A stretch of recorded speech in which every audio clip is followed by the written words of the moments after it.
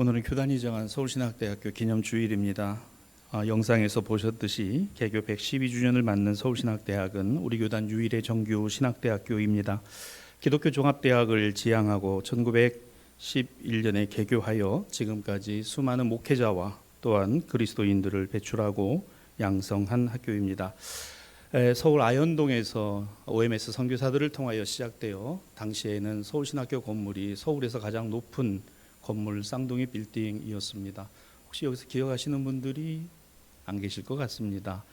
이 건물이 세워지고 지금의 아현 성결교회 자리입니다. 그래서 그곳에 그 건물이 이제 부천으로 1974년에 부천으로 이사하여서 지금의 기독교 종합대학의 기틀을 갖추게 되었습니다.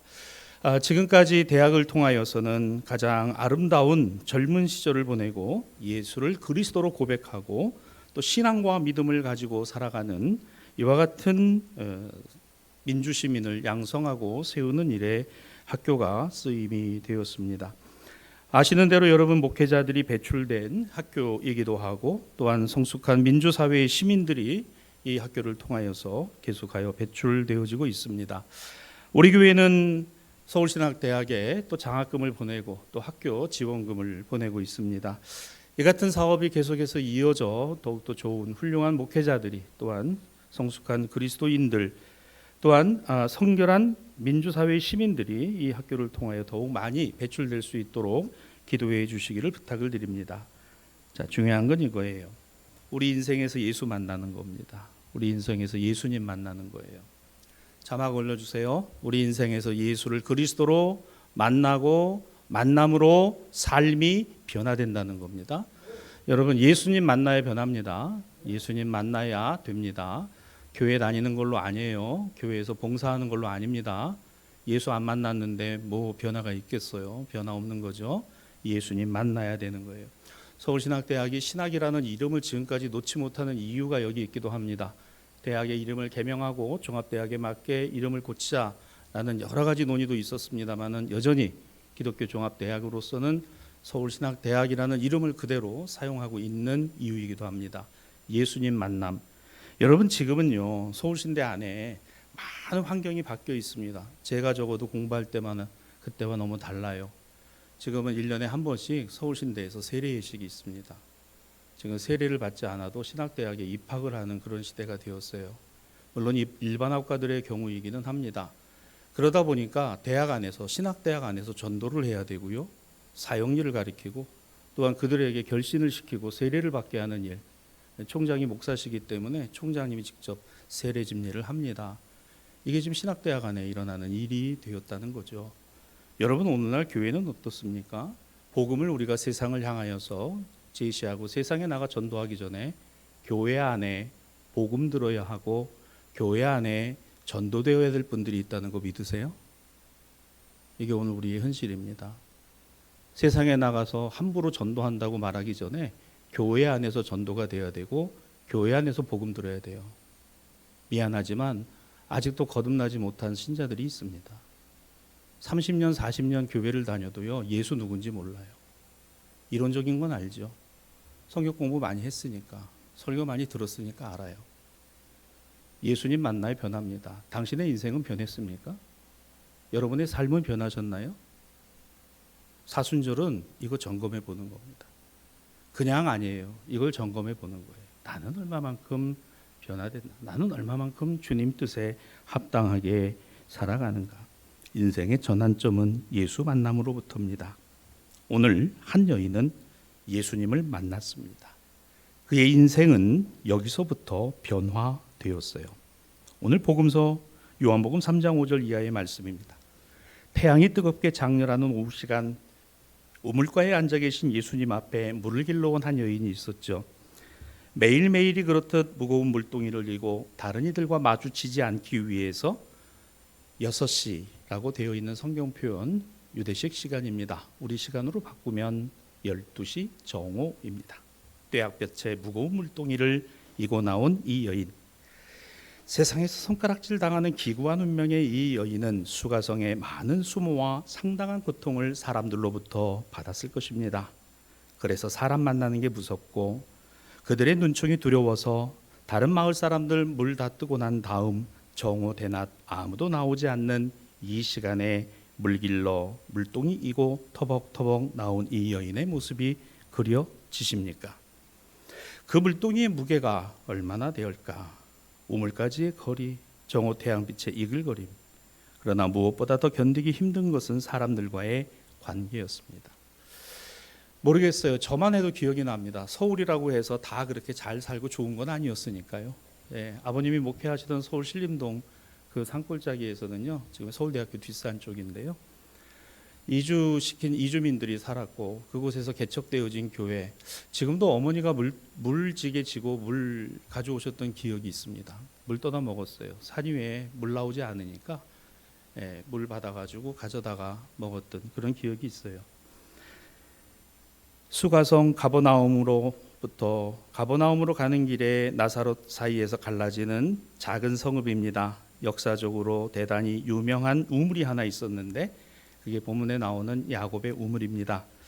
이 우물은 수가성 안으로부터 대략 한 1km 정도 떨어져 있으니까 물길로 1km, 물길로 집으로 1km, 왕복 2km를 매일 다녀야 됩니다. 물동이를 이고 거기에 물을 채워 이 길을 가는 그 무게는 결코 가볍지 않고 그 거리가 결코 적지 않습니다. 보통은 사람들이 오전 아주 이른 시간에 물길로 오죠. 이 사람 저 사람 다 한꺼번에 나와서 물을 길어갑니다. 하루의 일을 시작하기 전에 힘들긴 하지만 물 길어 와야 되는 것은 그들의 일상이었기 때문에 그렇죠. 살아가자면 반드시 해야 되는 일이 물 길어 와야 되는 일입니다. 하지만 정오에 물 기르러 오는 사람은 아무도 없어요. 왜냐? 이때부터는 너무 더워지기 때문에, 그리고 자신의 일상이 이미 시작되었기 때문에 이 시간에 물 기르러 오는 사람은 없습니다. 오직 이 여인 한 사람만이. 하필 왜 그 시간에 물 길러 왔을까? 우리는 이 이름 없는 여인을 사마리아 조기요 수가성에 사는 여인이다라고 성경이 우리에게 가르쳐주는 대로 기억합니다. 그녀는 그렇게 예수님을 그 야곱의 우물에서 만났습니다. 아니죠. 여인이 예수님을 만났다는 표현보다 이게 더 정확할 수 있습니다. 예수님이 그녀를 만나기 위해 유대를 떠나 갈릴리로 가시는 길에 일부러 이곳을 들리셨다라고 오늘 성경은 우리에게 제공해 주는 말씀이 있습니다. 성경을 보시죠. 4장 3절과 4절, 예수께서 유대를 떠나서 다시 갈릴리로 가심에 사마리아를 통과하여야 하겠는지라. 일부러 가셨다는 거예요. 유대에서 갈릴리로 올라가시는 길에 일부러 사마리아를 통해서 가셨다. 뭐 차를 타고 가셨다, 말을 타고 가셨다, 걸어가셨죠. 예수님 걸어 다니셨으니까. 얼마나 피곤하고 얼마나 힘들겠습니까? 예수님은 하필이면 왜 끌려가셨을까? 이 여자 만나러, 이 여인 만나러 가신 거죠. 어떠셨을까요? 목마르셨을 거예요. 배고프셨을 거예요. 그래서 제자들이 음식 구하러 성으로 들어갔다 그랬어요. 우물이 성에서 많이 떨어져 있는 거잖아요. 다리가 아프셨는지 예수님 앉아서 쉬고 계셨습니다. 초기 기독교에서는 예수가 하나님의 아들이다, 그러므로 그는 하나님이시다, 하나님이시니 그는 인간이 아니다 라는 이상한 논리를 가지고 교회에서 가르치기도 했습니다. 오늘 이 기독교가 정경화되고 또한 신앙과 믿음의 고백이 형성되는 과정에서 이것이 이단이다라고 정죄가 되었죠. 예수가 하나님이시니 그는 고통도 모르고 배고픔도 모르고 아픔도 모르시다. 아닙니다. 예수님이 인간이 되신 것은 완전한 인간이셨어요. 우리와 똑같은 인간이셨습니다. 단 하나 죄 없으신 인간이셨죠. 오늘 그 예수님도 힘드신 거예요. 피곤하신 거예요. 목이 마르신 거예요. 배가 고프신 거예요. 슬프신 거예요. 아프신 거예요. 힘드신 거예요. 낙심이 되시는 거예요. 절망도 되시는 거예요. 내 뜻대로 하지 마시고 아버지 뜻대로 하시옵소서 기도했지만 예수님조차도 아버지 나 이거 안 하면 안 되겠습니까? 라고 기도하신 적도 있습니다. 바로 우리 주님이십니다. 내가 그럴 때가 있으니까요. 힘듭니다. 어렵습니다. 못하겠습니다. 낙심이 됩니다. 화가 납니다. 속상합니다. 안 되겠습니다. 주님 돈도 있어야 되겠습니다. 좀 채워주시면 좋겠습니다. 왜 우리가 그래요? 이거 다 누가 아신다? 우리 주님이 아십니다. 우리 주님이 경험하셨고 우리 주님이 그와 같이 인간으로 이 땅에 오셨습니다. 그래서였던 겁니다. 오늘 본문 7절은 예수께서 그 여인에게 물을 좀 달라. 나에게 물을 좀 달라. 뭐 이 여자를 떠보기 위해서 무슨 뭐 시험하기 위해서 아니에요. 얼마나 힘드시겠어요. 걸어서 여기까지 그냥 오셔서, 그것도 정오에 장렬하는 태양이, 성지순례 가보신 분들은 알 거 아니에요. 이게 참 더워요. 그러니까 그 목이 타고, 그래서 우물에 앉아 물을 좀 달라. 그 여인이 혼자 물동이 이고 물을 길러 나온 여인을 향해서. 여기서 여러분 뭐가 느껴지시나요? 아니 그 우물에서 예수님 물 떠서 드시면 되지 왜 여자더러 물을 달라 하셨을까? 이 우물에는 물을 길어 올릴 공동의 두레박이 없는 겁니다. 사람들마다 물 뜨러 오는 그 물동이 안에는 나름 그 줄을 매달아서 물을 퍼올리는 두레박이 있었던 거죠. 그냥 여기다 매달아 놓으면 누구든지 퍼서 먹으면 좋은데 그게 없는 거예요. 왜 그랬을까요? 너무 귀한 겁니다. 이거 아무나 와서 물 먹으면 안 되는 거니까. 수가성의 생수와 같은 물입니다. 두레박이 없어요. 예수님이 굳이 여인에게 물을 달라는 이유입니다. 물동이를 이고 나온 여인도 다른 사람들처럼 우물에 물을 퍼올릴 두레박 가지고 다녔던 것이죠. 그러기에 그녀에게 물을 달라시는 주님. 그런데 우리 같으면 아우 얼마나 목마를까. 얼마나 목마를까. 우리 교회에서 작지만 매주 토요일마다 오후에 구제비를 좀 내고 있습니다. 교회 오시는 분들이 계시거든요. 1,000원씩을 드립니다. 그런데 우리 교회의 인심이 소문이 잘 났나 봐요. 지난주에 전도가 돼갖고 20명으로 늘어났어요. 그래서 우리 김 목사님이 걱정이, 목사님 이거 늘어나서, 그래서 이분들에게 전도하지 말라고, 쉽게 얘기하면 어디 가서 얘기하셨느냐고, 우리 교회에서 그거 준다고. 제가 그 얘기를 가만히 들으면서 참 그게 뭐라고, 참 별건 아닌데, 그래요. 1,000원씩 20명이 더 오면 2만 원 더 나가는 겁니다. 그러면 한 달이면 8만 원. 전도지 찍어서 전도지도 주는데 우리가 꼭 그렇게까지 얘기를 해야 될까? 여러분 어떻게 생각하세요?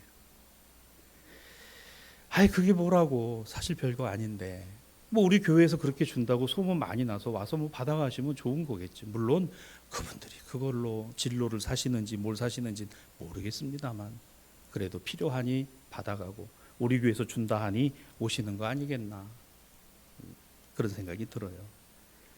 아유 저 유대 청년이 얼마나 힘들면 저렇게 땀을 뻘뻘 흘리고 우물가에 앉아서 나에게 물을 달라 할까.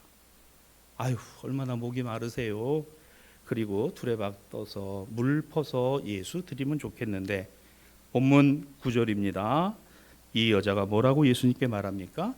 당신은 유대인으로서 어찌하여 사마리아 여자인 나에게 물을 달라 하나이까.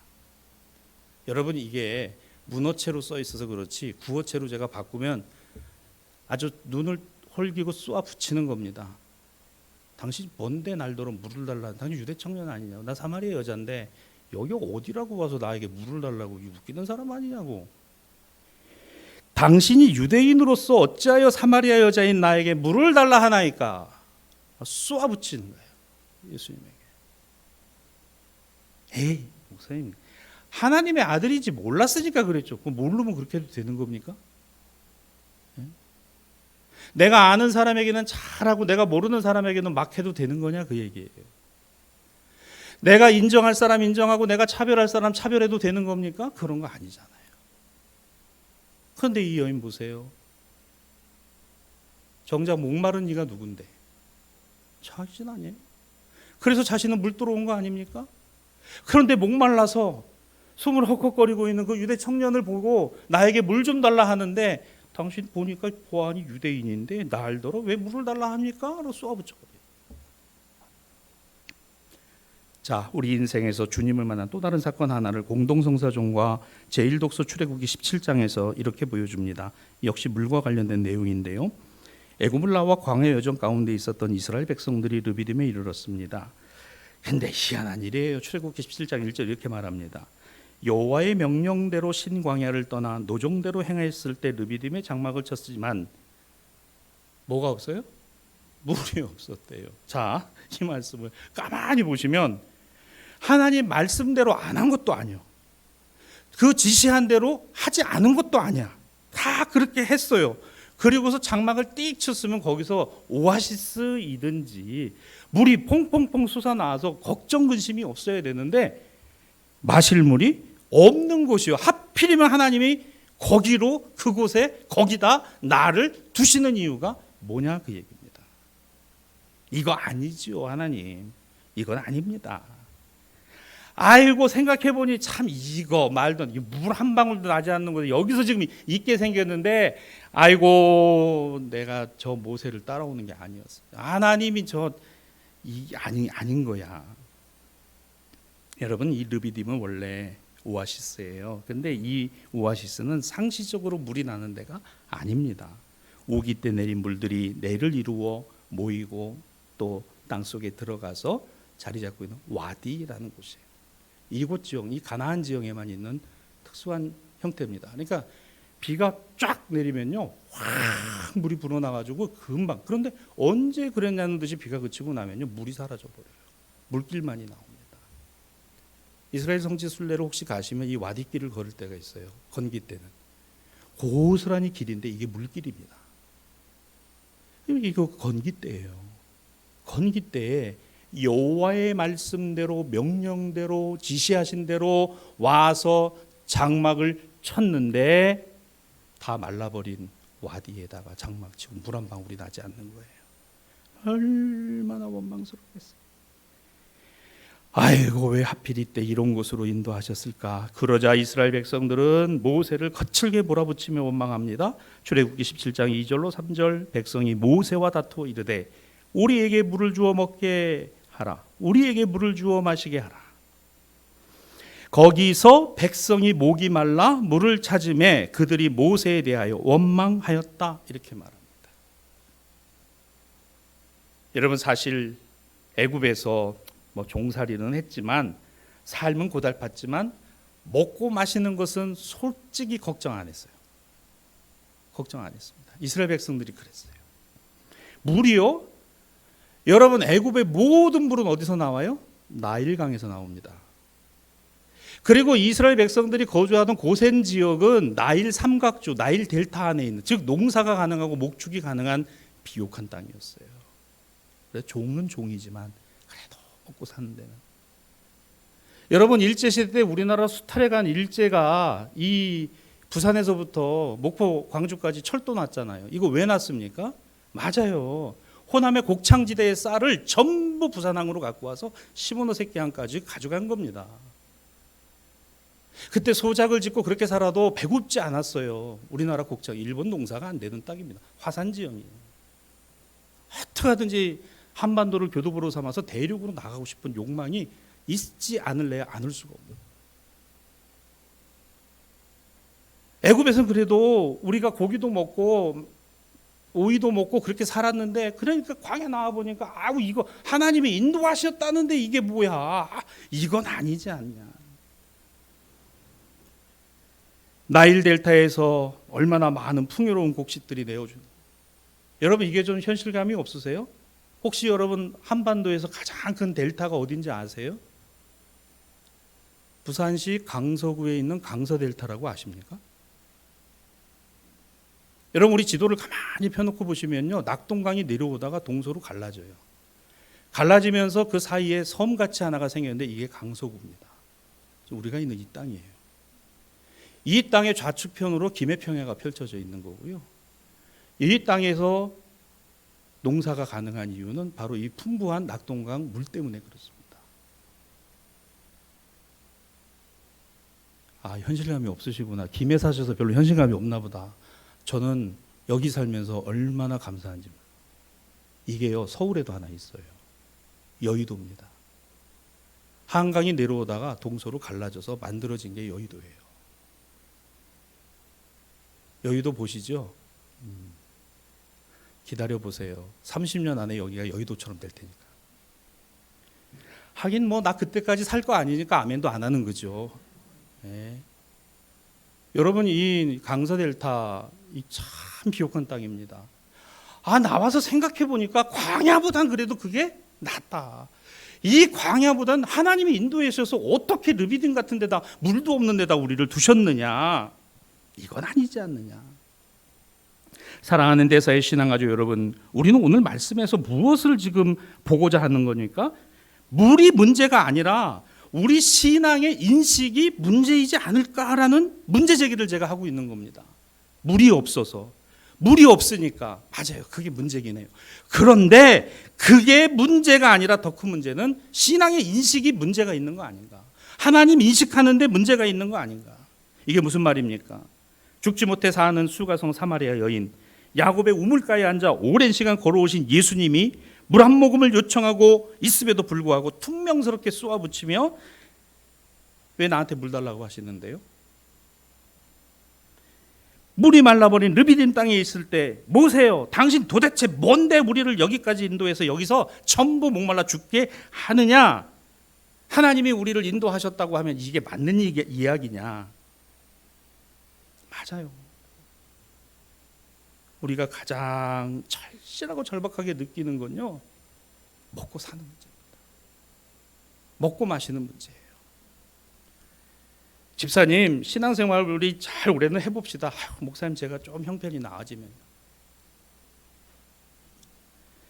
우리가 가장 절실하고 절박하게 느끼는 것은 나와 하나님 사이의 관계에 이상이 생기지 않았나를 보는 거 이전에 내게 공급되는 물이 지금 제대로 공급되고 있는지 솟아나고 있지 않은지, 여기에 더 관심이 있다는 거예요. 그렇지 않습니까? 여러분, 우리 예수님께서 십자가에 정말 못 박히시게 된 결정적 사건은 뭐죠? 예수께서 예루살렘 성전에 들어가셔서 장사하는 사람들을 내쫓으신 일 때문에 예루살렘 당국은 예수를 죽이기로 결정합니다. 왜 그랬을까요? 환전하는 사람들과 재물 파는 사람들의 이권, 그들이 성전에 바치는 성전세, 그리고 거기서 생기는 환차익, 이거 전부 성전 수입이었는데 이걸 예수님이 끊어버리셨어요. 다 둘러 엎으셨습니다. 그래서 예수님 죽으신 거예요. 사랑하는 여러분, 저나 여러분에게 오늘 이 말씀이 묻습니다. 너는 하나님이 먼저냐, 세상이 먼저냐? 너는 내가 보고 내가 경험하는 그것이 다이냐, 아니면 그곳에서 하나님을 만나느냐 묻고 있다는 겁니다. 하나님 없어. 여기는 하나님이 안 계셔. 눈을 들어 봐봐. 삼촌, 나는 소돔과 고모라로 갈랍니다. 왜? 요단 동편에서 유일하게 요단강 물을 끌어다 쓸 수 있는 데가 소돔과 고모라밖에 없었거든요. 그래서 도시가 만들어졌거든요. 롯이 삼촌하고 이제 빠이빠이하고 헤어집시다 하면서, 그래 너부터 결정해봐. 이거 당연히 요단강 물 끌어다 쓸 수 있는, 그 물 없으면 죽는데 소돔과 고모라 가는 거예요.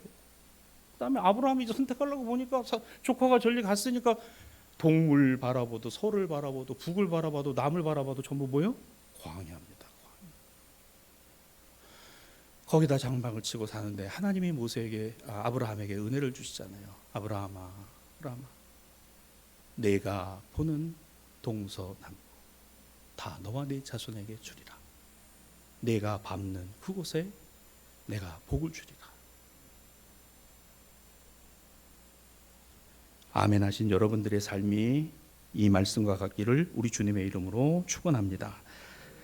먹고 사는 문제 앞에서는요, 자유로울 사람이 없어요. 신앙과 믿음도 먹고 산 다음에 하는 것 아닌가, 먹고 살만해야 하는 것 아닌가, 이거 먼저 해결한 다음에 하나님도 있고 섬김도 있고 봉사도 있는 것이지라는 신앙 인식이 혹시 우리 안에 있지는 않을까.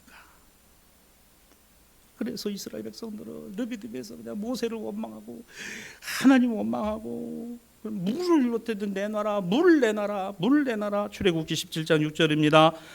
하나님이 모세에게 말씀하십니다. 내가 호렙산에 있는 반석 위에 거기서 내 앞에 서리니 너는 그 반석을 쳐라. 그곳에서 물이 나오리니 백성이 마시리라.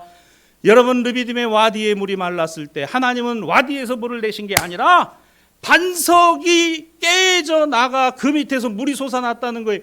여러분, 땅을 파서 물 끌어오르는 게 쉽겠습니까? 바위 쪽에서 물 끌어오르는 게 쉽겠어요? 하나님은 불가능한 것을 가능케 하시는 거예요. 원망과 불평이 있는 곳에서가 아니라 하나님을 믿고 바라는 사람들에게 반석이 쪼개지고 그 밑에서 물이 솟아오르는 일, 우리가 알았다면 이렇게 했겠느냐고요. 내 단단한 그런 이기적인 마음들과 그런 원망과 불평에 나밖에 모르는 마음의 밑바닥에는 주님이 한없는 은혜를 숨겨놓고 계신 것, 한없는 은혜를 그 안에 담고 계시는 것 아닐까? 한 번만 더 생각해 보면 이건 하나님의 은혜인데, 그런데 우리는 그렇게 생각하지 않고 원망과 불평을 하는 거예요. 내가 이런 사람 만나서, 내가 이런 집에 시집 와서, 내가 이런 집에 장가 와서, 내가 내 인생이 결국 이렇게밖에는 안 되는구나. 그런데 그 단단한 바닥 밑에 하나님이 한없는 은혜를 그 안에 두고 계신 것은 아닐까? 그것이 깨어지고 그것이 부서지고 그 위에서 그 위로 하나님의 은혜가 솟아나는 생수와 같은 하나님 사랑과 구원의 은혜를 경험하는 일이야말로 어쩌면 그리스도인들에게 하나님 자녀에게 주신 엄청난 축복이라고 믿는 저와 여러분이 되기를 주님의 이름으로 축원합니다. 맞아요. 그래서 오늘 우리는 이 예배를 시편 95편으로 시작을 할 때 시편 95편 8절 이렇게 말합니다. 너희는 무리바에서와 같이 광야의 마사에서 지내던 날과 같이 너희 마음을 완악하게 하지 말지어다. 완악하게 하지 말지어다. 적용을 해봅시다. 자, 물. 오늘날 물을 뭐로 여러분 이해가 되세요? 예, 여러분 생각하는 바로 그겁니다. 돈과 자본과 재화와 물질과 권력의 흐름입니다. 그거 없으면 안 될 것 같죠. 돈 없으면 안 될 것 같고, 재화 없으면 안 될 것 같고, 자본 없으면 안 될 것 같죠. 맞을 수도 있습니다. 그러다 성경은 맞다라고 말하지 않습니다. 돈의 주인이 누구십니까? 재화의 주인이 누구세요? 건강의 주인이 누구십니까? 재물의 주님이 누구이십니까? 모든 권세의 주인이 누구십니까? 하나님의 것입니다. 하나님의 것입니다. 사마리아 수가성의 여인, 자기 물 먹으려고 나왔는데 물 한 모금 달라는 예수님의 요청도 매몰차게 쏘아붙이는 이 여자에게 영원히 목마르지 않을 생수요 생명 되신 예수 그리스도가 그 앞에 서서 내가 주는 물을 마시면 영원히 목마르지 아니하리라. 여러분, 우리에게 조금만의 그 마음에 조금만의 변화가 저는 있었으면 좋겠습니다. 뭐예요? 보이는 게 다가 아니다. 내가 보고 있는 것이 다가 아니라 보이지 않는 곳에 하나님의 역사와 섭리와 인도와 축복이 분명히 있다는 것을 믿는 믿음을 의롭게 여기신 이가 아브라함이요. 그 믿음으로 순종하여 그 길을 걸어가는 것이 모세고, 원망과 불평이 그리고 자신이 미처 깨닫지 못했던 그 사실 앞에 자신을 기다리고 계신 예수 그리스도를 만나 주님의 말씀을 만나고 주님의 말씀을 들으며 이게 나에게 주시는 말씀이구나. 시편 95편 4절로 7절을 이어지며 이렇게 말합니다. 땅의 깊은 곳에 그의 손이 있으며 산들의 높은 곳도 그의 것이며 바다도 그의 것이며 그가 만드셨으며 그의 손이 지으셨으니 우리가 굽혀 경배하자. 우리를 지으신 여호와 앞에 무릎을 꿇자. 그는 우리의 하나님이시요 우리는 그가 기르시는 백성이며 그의 손이 우리를 돌보시는 양이시기 때문이로다. 할렐루야. 여러분, 누가 나에게 뭐를 줄 수 있을까? 누가 나에게 돈을 줄 수 있을까? 누가 나에게 권세를 안겨줄 수 있을까? 누가 나에게 재물을 안겨줄 수 있을까라고 세상을 바라보는 것, 그것이 인생의 정답이 아니더라고요. 주님이 오늘 우리에게 말씀하십니다. 물 한 모금을 나에게 달라. 30배, 60배, 100배로 너에게 물을 달라 하는 이가 누구였는지를 내가 알았더라면 너는 영원히 목마르지 아니할 물을 너에게 주었으리. 그렇습니다. 말씀을 정리합니다. 43번째 주간을 살아가는 저와 여러분이 오늘 우리의 삶의 자리에 주님이 계심을 믿고 바라보는 저와 여러분이 되었으면 좋겠습니다. 그냥 인생의 물동이 익어지고 그냥 광야와 같은 인생에서 허덕허덕하며 살아가는 그곳에서 하나님의 은혜, 하나님의 인도하심, 하나님의 붙들어 주심. 그러면 여러분 오늘 이 여인 보세요. 요한복음 4장 11절입니다. 여자가 말합니다. 주여 물기를 그릇도 없고 이 물은 깊은데 어디서 당신이 그 생수를 얻겠습니까? 왜 없어요? 자기는 물기를 기를 수 있는데 그럼 뭐 가지고서 물 뚫어 나왔냐고요. 여러분 사람이요 얼마나 자기 중심인지 몰라요. 얼마나 아니 주여 물기를 그릇도 없고 왜 없어요? 그거 자기가 두레박 있잖아 줄로 있는 그거 떠서 드리면 될 거 아니야. 없대. 아니 이 여인은 그 얘기하는 거죠. 내가 당신이 말하는 생수? 그럼 당신은 뭘로 뜰 건데? 당신은 뭘로 떠줄 건데요 나한테? 여러분 보이는 것만이 다 아니에요. 하나님의 은혜는요 신묘막측가 우리는 다 헤아릴 수도 없는. 그래서 감사하고 그래서 눈물이 나는 거죠. 그래서 가슴이 미어지고 내가 미처 깨닫지 못하고 있어. 우리 구원의 반석이신 하나님께 노래하며 감사함으로 주님 앞에 세상으로 나아가는 요한복음 4장 28절로 29절입니다. 그러므로 이제 여자가 주님 앞에 그 말씀을 깨닫고 물동이 버려두고 동네로 들어가 사람들에게 이렇게 외칩니다. 와서 보라 이는 그리스도가 아니냐. 와서 보라 이는 그리스도가 아니냐. 그렇습니다. 오늘 제2독서 사도 바울이 로마에 있는 그리스도인들에게 보낸 편지 가운데는 5장 1절로 2절에 그러므로 우리가 믿음으로 의롭다 하심을 받았으니 우리 주 예수 그리스도로 말미암아 하나님과 화평을 누리자. 또한 그로 말미암아 우리에게 물을 달라 하시느니 그리고 우리가 세상에서 물을 찾아 돈을 찾아 재물을 찾아 물질을 찾아 인생의 성공을 찾아 허덕이는 우리의 인생을 향하여 물 한 모금 달라 하시는 그 주님이 영원한 생수 생명의 주인이시고 우리 구주이심을 믿는 자마다 그 주님으로 말미암아 영원한 화평을 누리며 또한 이 평안을 누리는 저와 여러분이 될 줄로 믿습니다. 광야가 있습니까? 와디에 와 있나요? 물이 말랐습니까? 우물가에 나와서 여전히 우리는 허덕이는 인생을 살아가는 그와 같은 우리의 삶의 자리에 거기에 하나님이 계시고 거기서 예수님이 우리를 기다리고 계시더라는 거예요. 힘들지? 내가 너와 함께 있어. 목마르지? 내가 너와 함께 하고 있어. 어렵지? 내가 너를 붙들고 있어.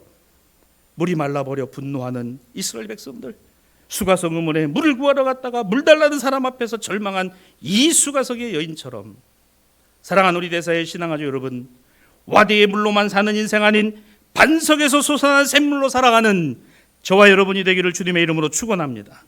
우리의 우물에서 물을 마시는 것이 아니라 주님으로부터 솟아나는 영원한 생명 구원의 물이 우리를 적셔 우리로 회복케 하시고 우리로 변하게 하시고 그 물이 변하여 포도주가 되듯이 완전히 하나님의 사람으로 우리를 아름답게 만들고 아름답게 변화시켜 주시는 그 주님의 은혜와 은총이 오늘 이 사순 세 번째 절기, 세 번째 주일을 맞이하는 저와 여러분이 되었으면 좋겠고 112년 개교를 맞은 서울신학대학이 바로 주님의 반석과 같은 샘물의 학교가 되고 신학교가 되고 오늘 그곳에서 세상을 풍요롭게 하는 하나님의 종들, 하나님의 자녀들이 많이 자라기를 기도하는 저와 여러분 되기를 우리 주님의 이름으로 축원합니다.